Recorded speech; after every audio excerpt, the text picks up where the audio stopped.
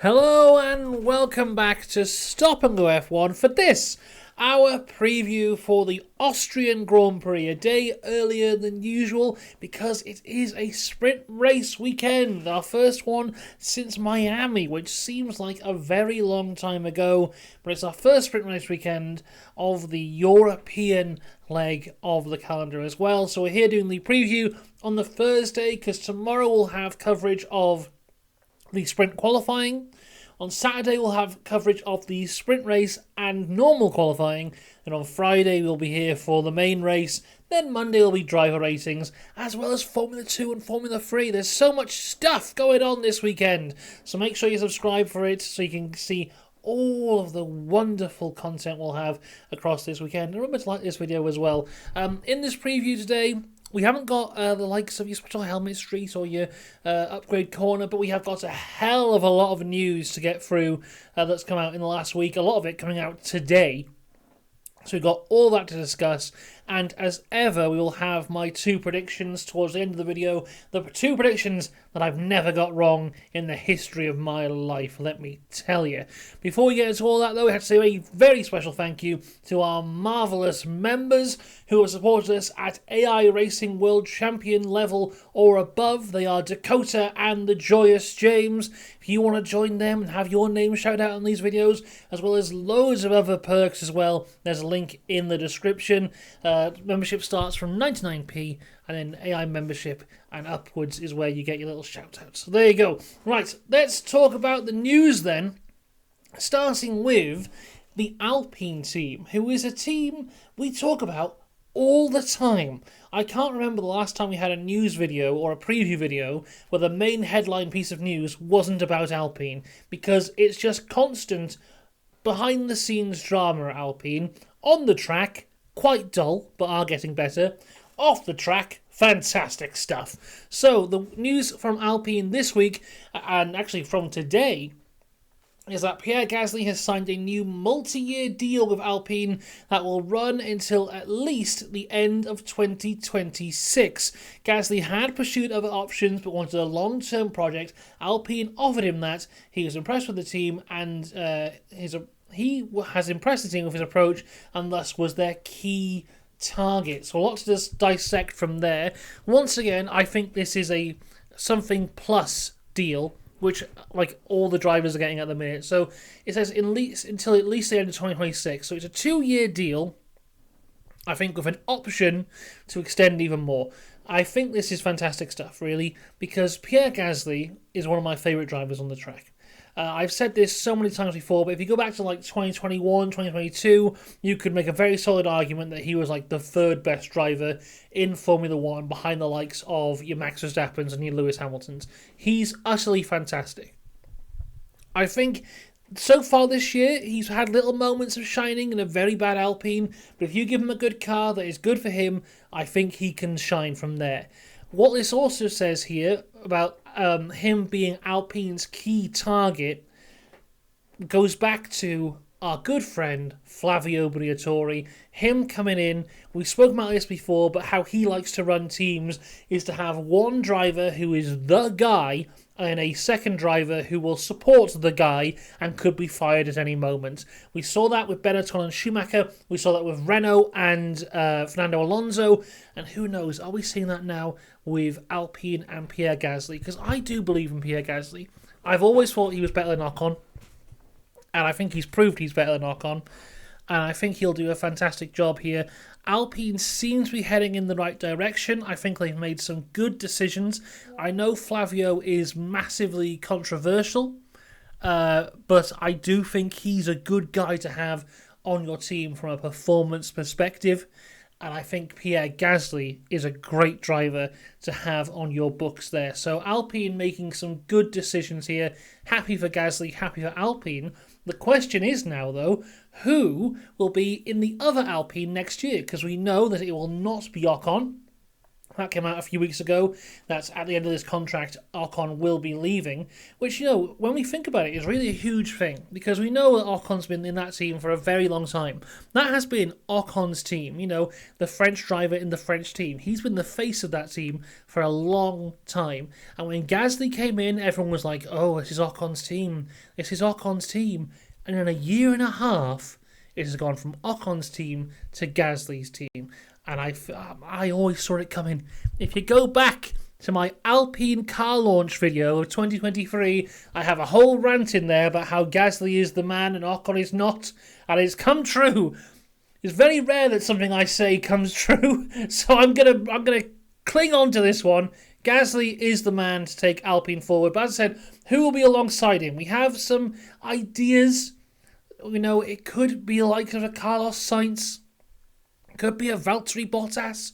It could be anyone. But the sources say that this week there will be a test drive for 2 drivers at the Paul Ricard circuit. And they are Jack Doohan and Mick Schumacher. The test will be conducted as part of the Test of Previous Car programme. Both drivers will handle the A522 F1 car during the test.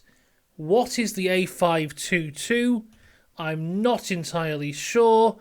What year of car is that? Looks like 2022. Yes, it is. The 2022 Alpine, which was an okay one. That's the one that Ocon won that race in, isn't it? No, it's not. Was that 21? It must have been. Yes, it was. Right, so yeah, Jack Doohan and Mick Schumacher are the guys taking the test there. Now, along this entire process of trying to figure out who goes where in the massive jigsaw puzzle of F1 drivers for 2025, I've had Jack Doohan in that second seat for quite some time, because he's the young driver in the Alpine Academy that they seem the most high on at the minute. Of course, he left F2 after last year. Don't really know where he's driving at the minute, if he is racing at all. But he's always seemed to be the guy. But then I remembered that Mick Schumacher exists and has been part of their WEC team for a while. And then with Flavio and the connection to Schumacher through Benetton, I think it's Mick. Because I don't think Alpine, with how they've started this year, how dreadful they were at the start of this year, I don't think they have the pulling power to get someone like Sainz or even Bottas or anything like that. Because I think if it's a choice between another team and Alpine, they're probably going to go somewhere else. You'd need someone who's not been approached by anyone else, like a Zhou. You'd need someone like that. But I don't think they want a Zhou. They want a name. And Schumacher is one of the biggest names in Formula One history. It just so happens to be Mick and not Michael. But you've got him. He's there. He wants back into F1. He's been part of that Alpine WEC Academy. He's part of the Alpine family. Uncle Flavio is here to guide him into this. It's going to be Mick. There's my prediction. Next year, Pierre Gasly, Mick Schumacher will be the Alpine lineup. That's what I'm saying right now. Another driver, though, who will not be driving the Alpine is Lancelot Stroll, because he signed a contract extension as well. That's been revealed today, that he will stay in Aston for 2025 and beyond. So another mysterious contract with no end date for Lance Stroll. Now, I saw this be announced, and, the typical thing of everyone going, oh, wow, shocking stuff. I didn't see this one coming. And, obviously that's understandable because, it's Lawrence Stroll's son and his contract extensions never really make sense. But I must have been thinking with my heart over my head because I really thought this was the year that he was going to go away. I thought, you know what? Last year he was crap. This year, he's had some okay races, but mostly crap. Yes, he beat Fernando Alonso a few times in qualifying, but in the race, he's still been crap. And then with Lawrence Stroll kind of seeing the light at the end of the tunnel last year when Aston looked good briefly at the start of the year, the first 6 races or so, they looked good. I thought that Lawrence Stroll would go, wow, maybe this is possible. Maybe I can run this team and have us win a world championship, but we need 2 good drivers. I thought it was going to happen. but it hasn't. Lance Stroll will stay at Aston Martin until the day he dies. Moving on. Aston Martin have also signed Ferrari's technical director, Enrico Cardillo, who I'd never heard of before, but congratulations to Aston. I mean, they just want to sign everyone. They signed Dan Fallows, they've signed this guy now. They're trying to sign Adrian Newey. Who knows what's going on there? I don't. But Aston are just going to sign everyone until the car goes quick, because right now it's not. Elsewhere, though, Audi news. Well, Audi rumours, let's say, because we have a rumour here that Liam Lawson is emerging as an outside contender to join Audi. Red Bull are also still evaluating Lawson, and the driver market is very volatile at the minute, and it seems like everyone is truly just waiting to see where Carlos Sainz goes, and then everyone else can be announced from there. But this, I think, is a get-out-of-jail-free card for Red Bull Racing. Because we discussed this over the Canada weekend, where Yuki was announced to be given a contract extension, and Perez was announced to be given a contract extension. So that leaves in the Red Bull family one seat in the Racing Bills. And we'd already heard that the Racing Bills had promised Lawson a seat for next year. But Daniel Ricciardo is there.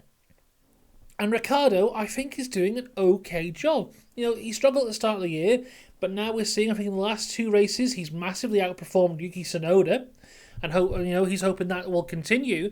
If we get to a point where Ricciardo's doing quite well, you've already given Yuki a seat, and you've promised Lawson a seat, that is a situation that could be dangerous for Red Bull Racing.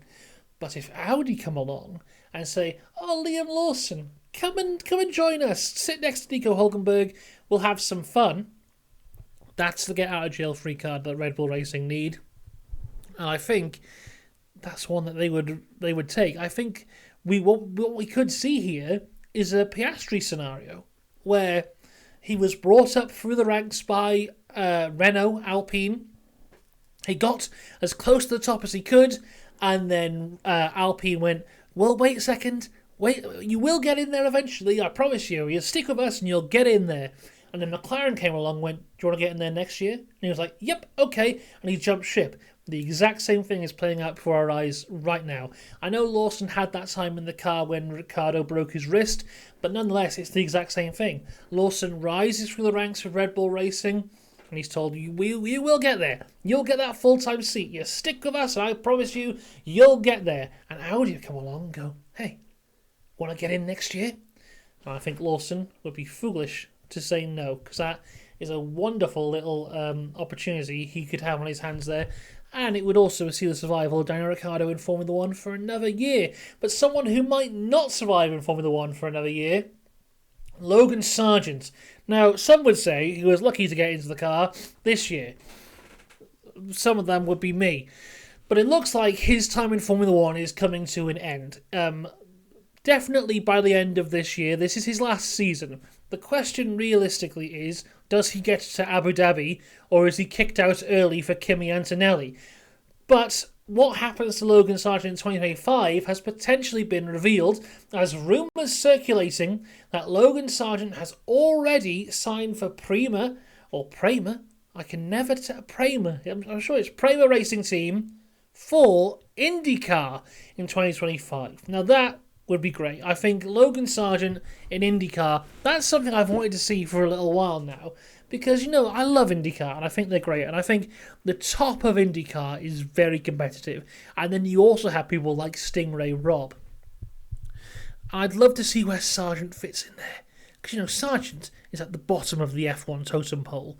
But where is he in terms of IndyCar? I think that'll be quite fun to see. And, it'd be good to keep him in racing. So, yeah, Sargent to IndyCar, I approve. And then, the last bit of news before this weekend is about the Turn 9, Turn 10 of the Austrian Grand Prix. Now, if you cast your mind back to a year ago, we had track limits mania at the Austrian Grand Prix, where there was so many track limits violations that over an hour after the race, we didn't know what the finishing positions were because they were still figuring it out, and that's when that whole thing of Ocon 180 seconds worth of penalties or whatever it was came out. So, to make sure that doesn't happen again, we've had some changes. There's some photos here. So if you're watching on the YouTube, here's what it looks like. If you're listening on Spotify, I will describe it for you right now. So, this is turn 10, going towards the start-finish line, as we can see down there. What we have here is our usual white line. We've got some killer curbs, and then just a strip of gravel. So there is multiple deterrents here to make people not go over track limits. Also, there's a blue and a white line here. We'll talk more about that in a little bit, because this is actually very interesting. But we have the killer curbs. So that is a tyre killer, firstly. So if you hit that, that's damaging your tyres, might damage your cars because it's going to chuck you all over the place. Then there is gravel, and this is what we always say about these track limits things.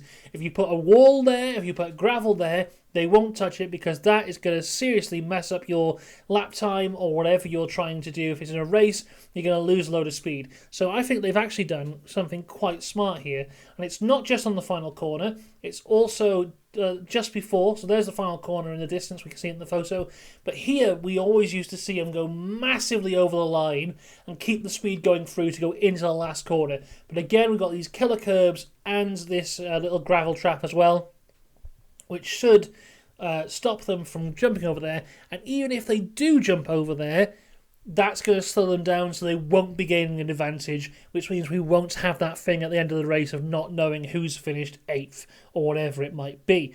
Also, what's quite interesting, I had a look there at this here white and light blue stripe. The reason they are there is because a blue line is painted between the white line indicating the track edge and the exit curb at multiple corners. AI everyone, our favourite thing, will flag potential track limit infringements when all 4 wheels across the white line and the blue line becomes visible. So there is an AI camera or whatever positioned looking at that blue line. If the car goes over the blue line, boom, penalty, track time deleted. So not only have they gone, if you cross over that line, you will ruin your lap time because of the curb and the gravel. We also have a camera here, so we will instantly know, using AI, that you have gone over the line, so no waiting around. This can only end well or in massive controversy, and we'll see which one it is. I imagine we will still get loads of track limits because it's Austria, and we always do, but hopefully this will help. That is the end of the news for this week. As I said, no upgrade corner because we haven't got the upgrade sheet. That comes out tomorrow. No free practice roundup because they haven't happened. They'll happen tomorrow. No special helmet street because none have been announced. But Daniel Ricciardo has teased one because this weekend is his 250th Grand Prix. So that's something to celebrate, and he has got a special helmet for that. So that'll be coming out later in the week. So it's time to go to my predictions, and I've got some fun ones this week. I think you'll like them. So my first prediction is that both the sprint and the main race will have a 1-2 of Max Verstappen and Lando Norris. That is my prediction number 1. But prediction number 2 is that 1-2 will be in a different order in the 2 races. So one race will have a Verstappen win with a Norris P2. The other race will have a Norris win with a Verstappen. Did I say that twice? One race Verstappen will win, one race Norris will win, and then one race Norris will come second, one race Verstappen will come second. You get what I'm trying to say here. I'm not sure which one will be which. If I had to guess right now, I'd say Norris wins the sprint, Max wins the feature. But that's my prediction. A Verstappen, Norris, 1-2 in both races, and one race win each over the weekend. It's a hard way to describe it, but I'm sure you understand what I'm trying to say because we're such good friends. So there you go, that is the preview for this weekend done. Let me know what your thoughts are, your predictions are for this weekend. As I said, loads of coverage throughout the rest of the week. Back tomorrow for sprint qualifying review, and then sprint race and main qualifying on Saturday. The race on Sunday, driver ratings on Monday. So much stuff, you know? F2, F3 as well. No F1 Academy this weekend, but I'm sure there'll be plenty of content nonetheless. I will see you then. Until then, though, have a good one. Goodbye.